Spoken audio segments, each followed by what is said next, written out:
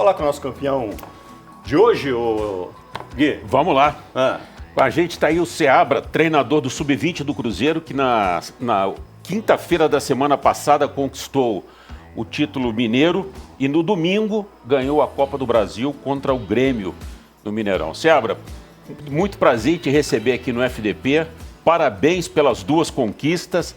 É na base que realmente está a grande expectativa hoje da torcida do Cruzeiro, Seabra. Boa noite, muito obrigado pelo convite. É um prazer poder conversar com vocês, estar presente nesse momento. E as conquistas são consequências aí do desenvolvimento que os jogadores tiveram, do trabalho de todo o clube, da comissão técnica. A gente fica muito satisfeito em ver esses 6 jogadores tendo essa oportunidade agora no profissional, né? Essa daí é a base passando de fase. A hora que eles conseguirem, se conseguirem, eu vou torcer para eles se firmarem e jogarem no profissional, esse é o título da base que realmente importa, né? Fernando, que bom que você está aqui com a gente. Muito obrigado mais uma vez por atender a gente. Isso que você falou é interessante, porque muita gente cobra da categoria de base o título, né? Tem que ser campeão, porque foi campeão e tudo mais. E me parece uma fala muito mais interessante quando diz assim, olha, o grande projeto da categoria de base é formar jogadores que estejam aptos a fazer a transição para o profissional, que tem uma demanda muito maior de intensidade, de concentração e tudo mais, e que eles estejam prontos para ajudar, né? Isso dentro do Cruzeiro é muito claro hoje? Ou existe alguma espécie de pressão por título, como já houve no passado? Não existe pressão nenhuma por título. Existe uma pressão que, na verdade, é de um processo de excelência. E isso é muito mais rigoroso do que simplesmente trabalhar só visando o título, porque você tem que ser muito preciso em tudo que você faz, você precisa ter critério e trabalhar no limite das condições, da sua competência e buscando o desenvolvimento dos jogadores dentro daquilo que eles podem ser estimulados diariamente, né? Então, o título, ele é importante no sentido de que chegar a jogar uma final exige do jogador que ele desempenhe um certo nível de jogo, né? E a competição ela serve como mais uma ferramenta importante nesse processo. E se você avança a esse ponto na competição sem abrir mão dos inegociáveis, que são os aspectos importantes para garantir uma qualidade de jogo, que garante os estímulos para o jogador, o título acaba sendo uma consequência válida e coerente, né?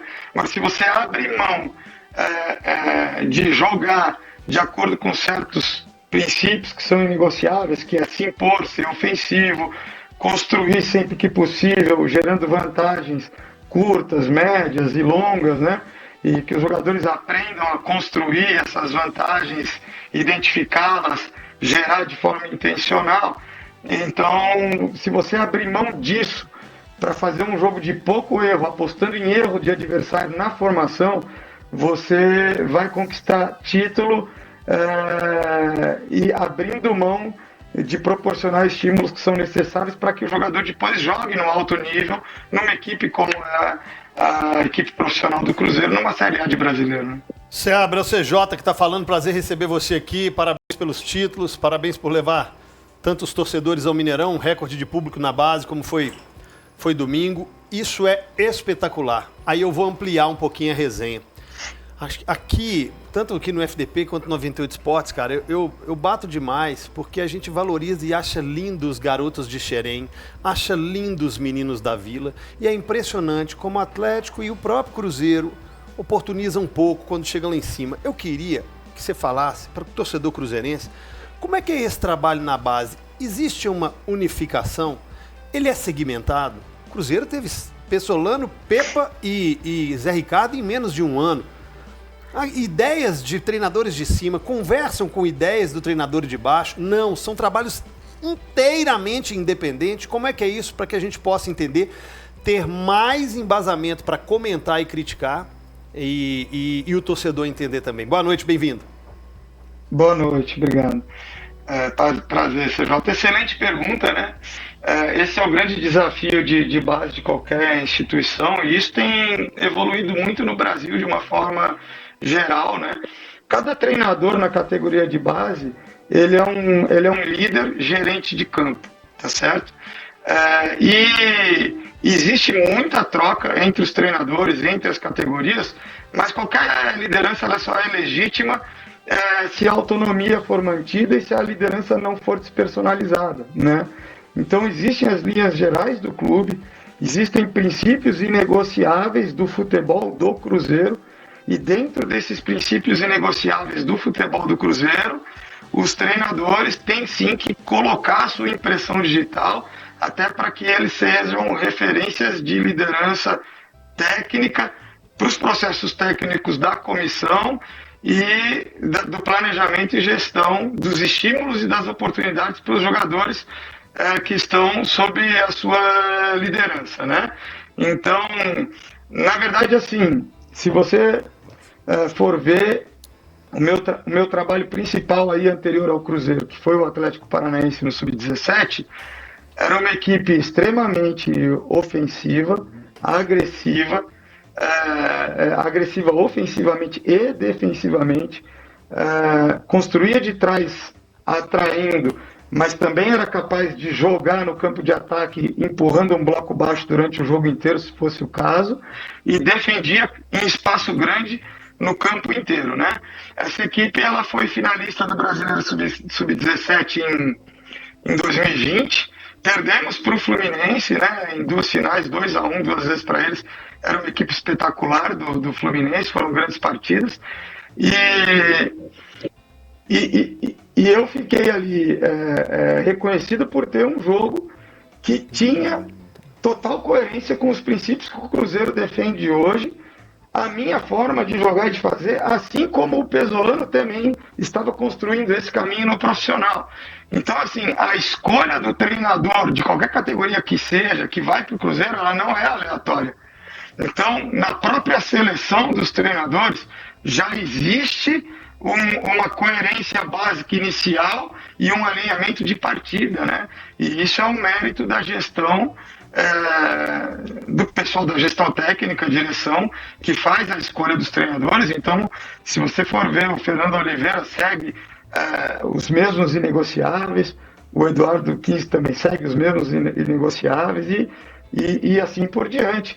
Agora, todo treinador respeita muito o trabalho de outro treinador, porque sabe que os pormenores do dia a dia e os aspectos e as variáveis que intervêm para a tomada de decisão, elas precisam ser respeitadas, porque só aquele treinador que está vivendo aquele momento compreende, junto com a sua comissão, quais são esses pormenores aí que acabam influenciando as escolhas, né? O Fernando, você acaba de entregar para o departamento profissional, me corrija se estiver errado, 6 jogadores, certo? Juan Santos, que foram, Henrique Rodrigues, Japa, Fernando, Robert, que já teve alguns minutos zagueiro, no profissional, volante, e João Pedro. Né? 6 jogadores. Bom, claro que a gente conhecendo futebol, fazer uma projeção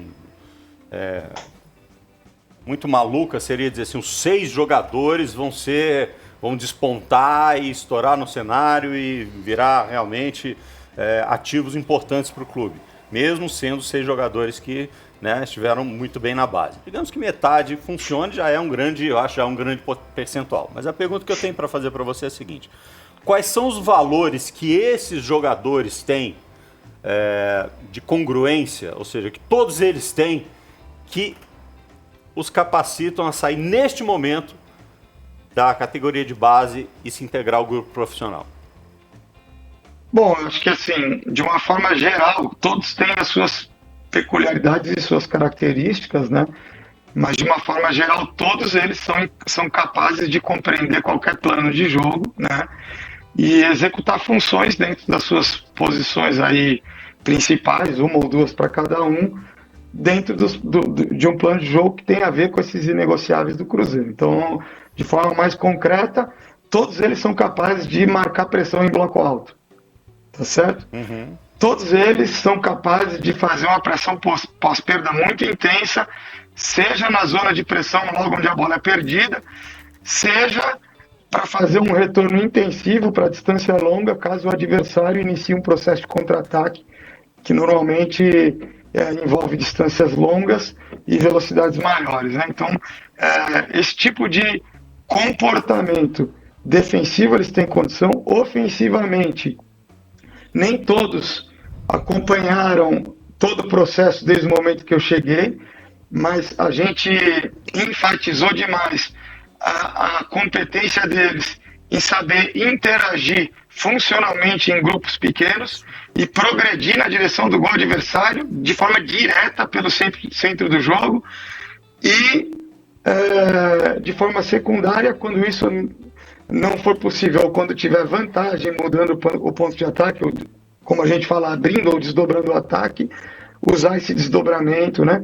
Então, eles são capazes de fazer um jogo agressivo, ofensivo, progredindo de forma direta, encadeada com jogo curto ou com um jogo com distribuição e movimentos mais longos, né?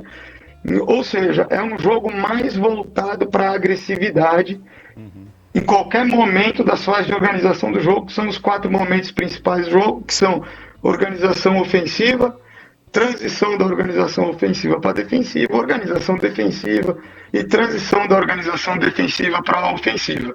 São jogadores muito estimulados, trabalhados para ter um comportamento e uma conduta coordenada, agressiva nesses momentos aí. E como a gente trabalha com muitas variações estratégicas, eles estão muito acostumados a qualquer plano de jogo, dentro dessa ideia de fazer um jogo dominante e agressivo. Legal. Ô Fernando, a torcida do Cruzeiro, claro, está na expectativa muito grande com esses 6 atletas que foram para o profissional, mas ainda conhece muito pouco de cada um deles. Faz um resuminho assim da característica de cada um desses jogadores, qual que é o ponto forte de cada um deles e a posição que eles jogam. Tá certo. Começar pelo Japa, primeiro. O Japa, ele é um médio que sabe jogar tanto pelo corredor central, pelo corredor lateral. Então ele tem facilidade em se movimentar e receber bola, seja por dentro do bloco defensivo, seja por fora. Como médio, ele também é um jogador que domina bem o momento de fazer movimentos de ruptura, quer dizer, que é se projetar atrás da última linha defensiva do adversário para gerar chances de gol para si ou para os outros, né? E como um médio competente, ele é capaz de receber bola em espaços reduzidos entre linhas, né? Como eu disse, seja por fora ou por dentro. De forma alternativa, ele sabe jogar como volante central, tá certo? Ou como lateral esquerdo, né? Mas essas são posições alternativas aí, eu entendo ele mais como um camisa 8, tá certo?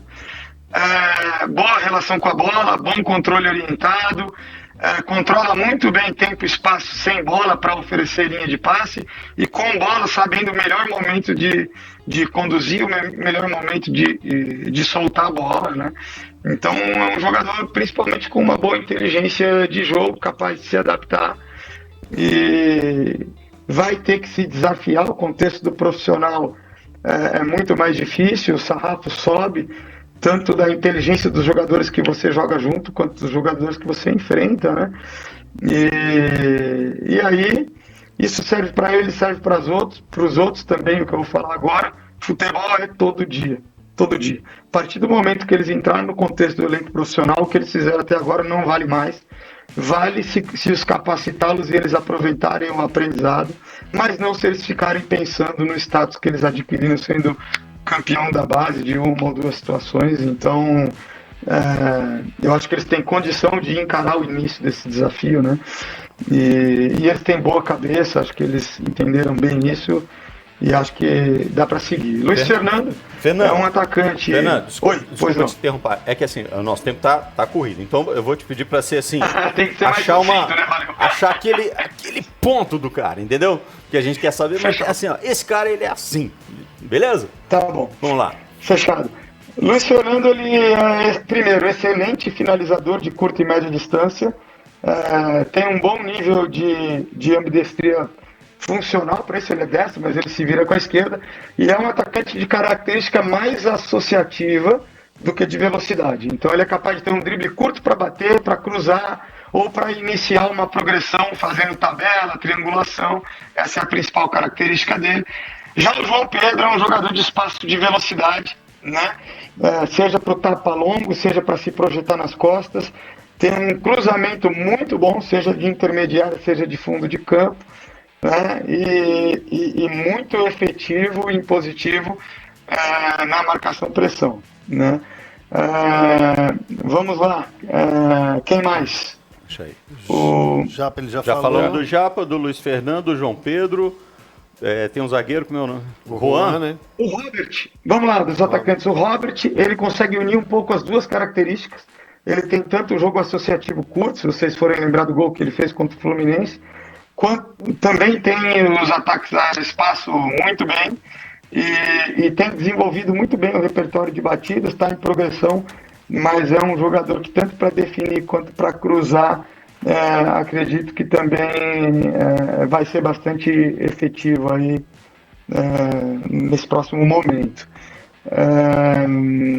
Juan Santos, um excelente construtor, boa lucidez para distribuir o jogo, muito técnico, tem personalidade competitiva. Desde que ele chegou, ele vinha de uma escola de ter muito ajuste individual no Palmeiras na última linha, e ele está dominando muito bem já as situações de movimentos zonais de linha, e é um jogador muito lúcido, com boa leitura de jogo para atacar e defender, e a inteligência e a técnica são as principais virtudes dele. Vamos lá, próximo. Acho que acabou, né? Acho que foram todos. Beleza, Fernando. Beleza. Fernando, muito obrigado, tá? Muito obrigado. Volte sempre. A casa é sua, é só chamar, tá bom? Foi um prazer aí atender vocês. Obrigado. Espero que tenha contribuído e boa sequência do programa. Um abração para todos. Valeu, Valeu, obrigado. Fernando Seabra, treinador campeão do Sub-20 do Cruzeiro.